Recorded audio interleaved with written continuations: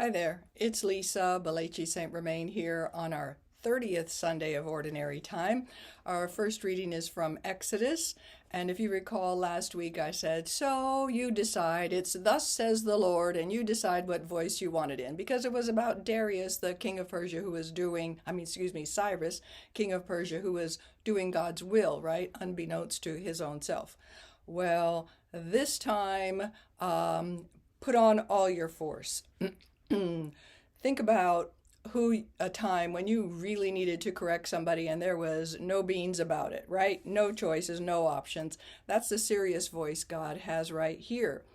And so, thus says the Lord, you shall not molest or oppress an alien. So we're going to take it that slow and that intense right away, okay?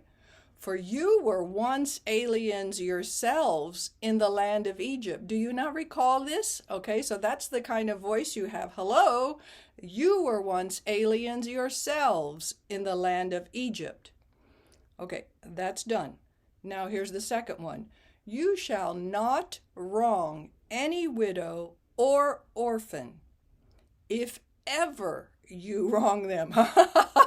Okay, I know you've delivered this to somebody before. If ever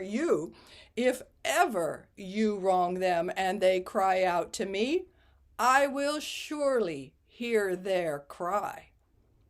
My wrath will flare up. Can you imagine it? Can you imagine it? Flare up, right? And I will kill you with the sword.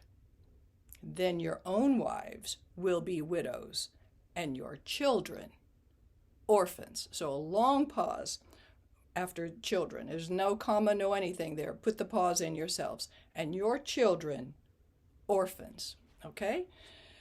All right. Now here's another whole thought. So that's about aliens, widows, and orphans. Then this next one is about money. Okay? If you lend money to one of your poor neighbors among my people, so he's calling them his, you shall not act like an extortioner toward him by demanding interest from him. Our Lector workbook says this is more like a pawn shop than a bank, right? Pawn shop, very high interest rates, and you have to put something up as collateral. If you take your neighbor's cloak as a pledge, that's what they used at night for their wrap and their blanket in their sleep. You shall return it to him before sunset. So don't take what he's got to cover himself or herself, right? For this cloak of his is the only covering he has for his body. That's why you're taking his home. What else has he to sleep in? If he cries out to me, I will hear him. And now here's the first change of voice. For I am compassionate. That voice doesn't sound like it all the way through, right? But the compassion is for the widows, the orphans, the aliens, and the poor. So who is God trying to take care of, right? And when you pause, long pause, and you say, the word of the Lord, let it be strong in that strong voice that you had all of the reading through. Okay, don't turn the page or close the book. Don't do anything until the responsorial psalm music starts.